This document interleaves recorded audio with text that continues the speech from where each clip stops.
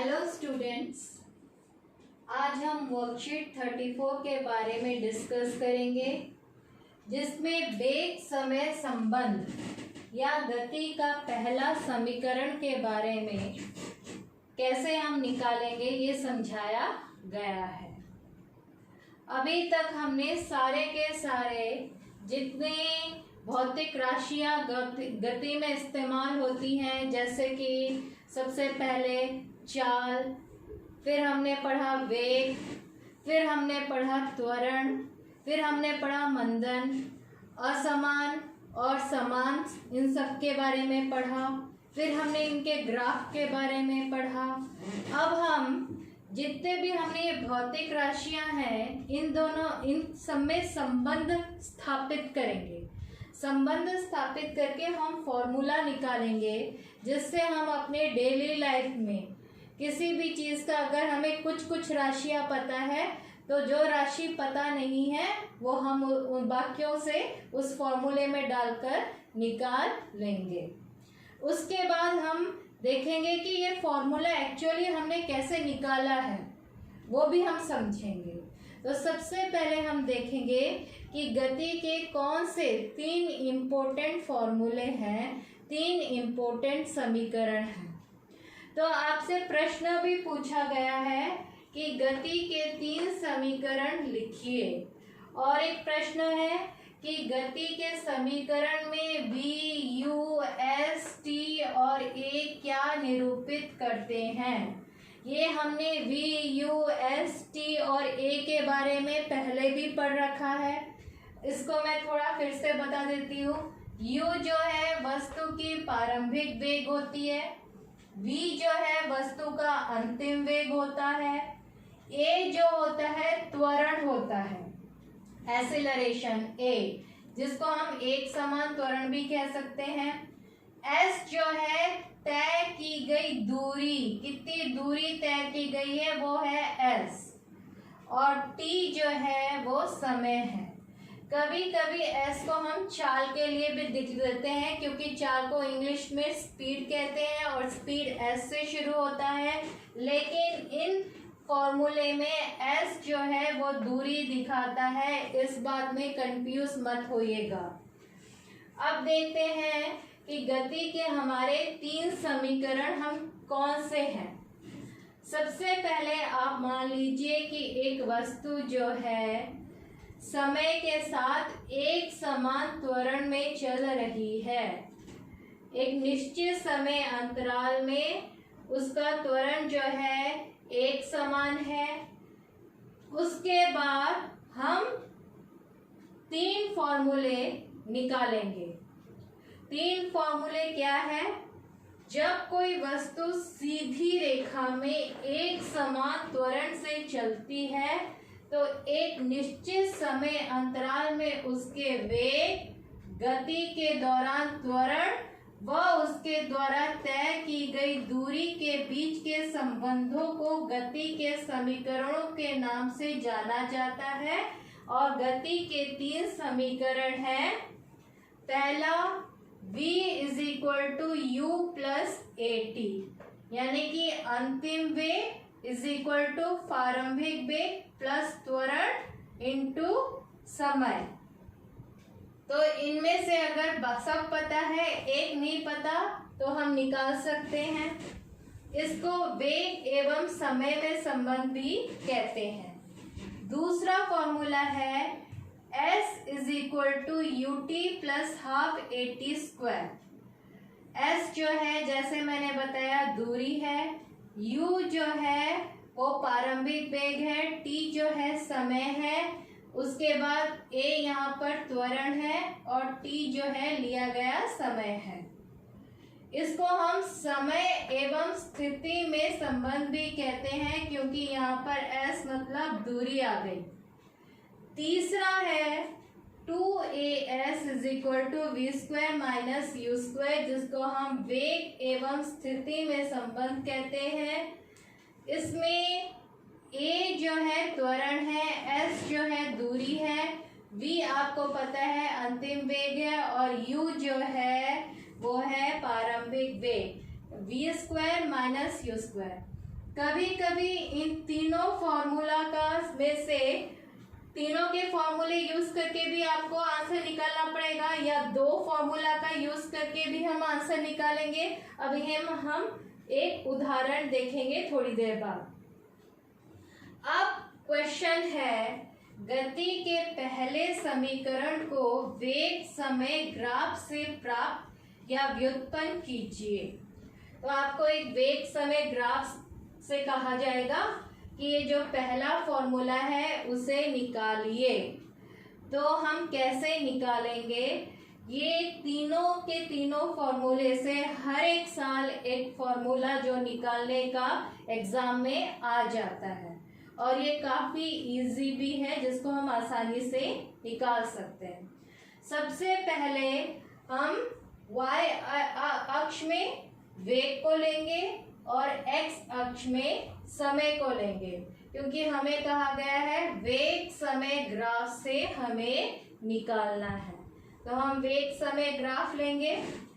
तो उसके बाद हमें गति के पहले समीकरण को निकालना है, जिसमें एक तो आपका त्वरण है और एक यहाँ पर दो वेग है, एक त्वरण है।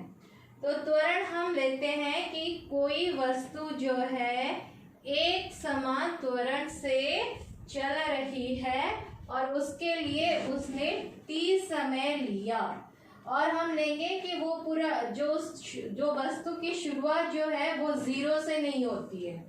हम लेते हैं कि वस्तु का वेग जो है, मान लीजिए यहाँ पर है a से वो शुरू हो रहा है, प्रारंभिक वेग यानी कि उसका a है और अंतिम वेग उसका b है, और उसके लिए a से b तक पहुंचने के लिए उसने लिया t समय। a वेग से b वेग तक पहुंचने के लिए जो वेग में एक समान त्वरण से अंतर हो रहा है उसने लिया t समय। तो हम कैसे इस फॉर्मूले को निकालेंगे? सबसे पहले आपको लीजिए कि वेग में अंतर कितना हो रहा है। वेग में अंतर हम कितना हो रहा है? प्रारंभिक वेग कितना है इसका? OA, हमें y अक्ष से प्राप्त हो जाएगा। प्रारंभिक वेग कितना है? OA, जिसको हम UB कहते हैं। और OA के यहाँ पर B से एक हमने लंब खींचा है, और यहाँ से हम एक लंब खींचेंगे, और यहाँ से भी हम एक लंब खींचेंगे समांतर समय अक्ष के साथ। उसके बाद हम देखेंगे कि OA हमारा प्रारंभिक वेग है, तो अंतिम वेग क्या है हमारा? BC अंतिम वेग है। अगर हम इन दोनों को माइनस कर दे तो हमें वेग में परिवर्तन पता चल जाएगा, यानी कि BC माइनस DC, और DC के बराबर क्या है? OA। तो हमने V माइनस U, हमें वेग में परिवर्तन पता चल जाएगा। तो ये देखिए प्रारंभिक वेग कितना हो गया हमारा? OA is equal to U। अंतिम वेग हमारा है BC is equal to V, और समय अंतराल हमारा OC है। OC समय अंतराल, जिसको हम लिखेंगे T से। अब वेग में परिवर्तन हम कैसे निकालेंगे? जो वेग में परिवर्तन है वो एक्चुअली आएगा BD, जो हमें मिलेगा BD से हमें BC से हमें अगर DC माइनस कर दे तो हमें BD मिल जाएगा, जो वेग में परिवर्तन है। क्योंकि प्रारंभिक वेग यहाँ से शुरू हो रहा है, इसीलिए हम इसके समांतर क्या है? OA के DC, इसको माइनस कर देंगे तो हमें ये वेग में परिवर्तन मिल जाएगा। तो हम लिखेंगे वेग में परिवर्तन BD इज इक्वल टू अंतिम वेग माइनस प्रारंभिक वेग। तो BD किसके बराबर हो गया? अंतिम वेग कितना है? BC माइनस कर देंगे प्रारंभिक वेग DC होता है। DC किसके बराबर है? OA के बराबर है, तो माइनस कर दिया हमने OA। तो हमारा VD is equal to BC हमारा V है और OA हमारा U है। तो हमें इससे पहला समीकरण जो है, पहला हमने इसको 1 नंबर कर दिया।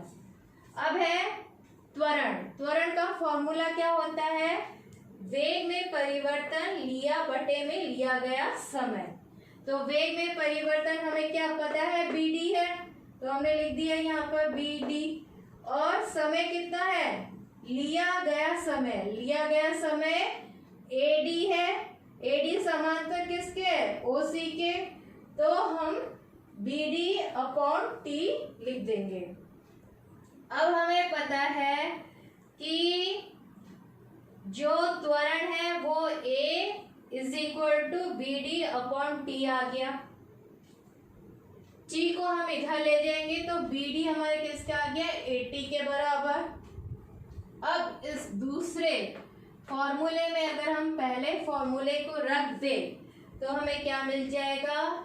bd को हटा दो क्योंकि bd इन दोनों में कॉमन है। इसमें आ गया bd = v - u और इसमें bd = at। तो हम ये जो दोनों को रख देंगे तो हमें फाइनली मिल जाएगा at = v - u। u को आप उस तरफ ले लीजिए तो v = u + at आ गया। इसी पहले समीकरण को हमें वेग समय ग्राफ से निकालना था, जिसको हमने निकाल लिया। तो आपको बस याद रखना है कि वेग में परिवर्तन यानी कि bd जो है 2 बारी आपको निकालना है। 2 बारी निकाल के दोनों फॉर्मूले को मिला देना है तो हमारा आंसर आ जाएगा।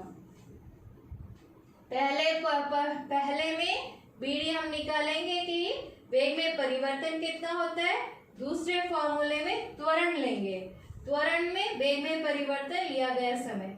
तो इन दोनों फॉर्मूले का इस्तेमाल करते हुए हम 2 निकालेंगे 1 2 और इन दोनों को जब मिला देंगे हमें पहला समीकरण प्राप्त हो जाएगा। अब है एक उदाहरण लीजिए न्यूमेरिकल कि एक बस है जो चल रही है, अचानक उसने ब्रेक लगा दिया। तो ब्रेक लगाने से गाड़ी रुकती है, आगे भागने से वो उसे रोकती है, यानी कि विपरीत दिशा में त्वरण उत्पन्न हो रहा है। त्वरण दे रखा है 6 मीटर/सेकेंड। तो रुकने के लिए उसने 2 सेकेंड का समय लिया। तो अब ये पूछ रहा है कि उस 2 सेकेंड में उसने कितनी दूरी तय की।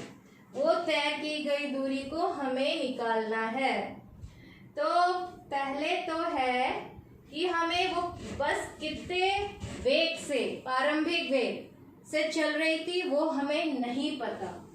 हमें पता है वो रुक गई, यानी कि अंतिम वेग क्या हो गई? 0 मीटर/सेकेंड। तय की गई दूरी भी हमें निकालना है। समय दे रखा है हमें 2 सेकेंड। और त्वरण, क्योंकि बस जो ब्रेक लगाया था वो विपरीत दिशा में त्वरण उत्पन्न कर रहा है तो माइनस लिखेंगे 6 मीटर/सेकेंड²। जहाँ पर भी विपरीत दिशा, जिस भी प्रश्न में विपरीत दिशा या फिर ब्रेक लगने की बात आती है तो त्वरण में माइनस लगता है, ये आप याद रख लीजिए। उसके बाद पहले हम एक फॉर्मूला लगाएंगे, जो पहला है हमारा v = u + at, क्योंकि पहले हम निकालेंगे प्रारंभिक वेग। तो यहाँ पर सारे के सारे पुट कीजिए वैल्यूज। अंतिम वेग 0 हो गया, प्रारंभिक वेग हमें निकालना है, त्वरण -6 है और समय जो है 2 सेकेंड का है। तो हमारा जो प्रारंभिक वेग है वो निकल आया 12 मीटर/सेकेंड। हमें निकालनी है दूरी। दूरी निकालने के लिए फॉर्मूला है, 2 फॉर्मूले हैं। इस फॉर्मूले से भी आप निकाल सकते हो, इससे भी निकाल सकते हो, आंसर सेम ही आएगा। लेकिन यहाँ पर स्क्वायर है, ठीक है। और फिर यहाँ पर त्वरण को उधर लेके जाओ, फिर इसको स्क्वायर करो, फिर उसे डिवाइड करो, ये सब आएगा। तो इससे डायरेक्टली हम निकाल लेंगे, जिससे आसानी होगी। हम उस फॉर्मूले का इस्तेमाल कर लेंगे, ut + ½ का हमने इस्तेमाल किया। सारे वैल्यूज लिख लिए हमने। यहाँ से u निकाल लिया है 12 मीटर/सेकेंड। जब हम इसमें पुट करेंगे तो हमारी तय की गई दूरी आ जाएगी 12 मीटर, यानी कि ब्रेक अप्लाई करने के बाद 2 सेकेंड में बस ने 12 मीटर की दूरी तय की है। तो ये था आज की वर्कशीट। अगले वर्कशीट में हम फिर से मिलते हैं। Thank you.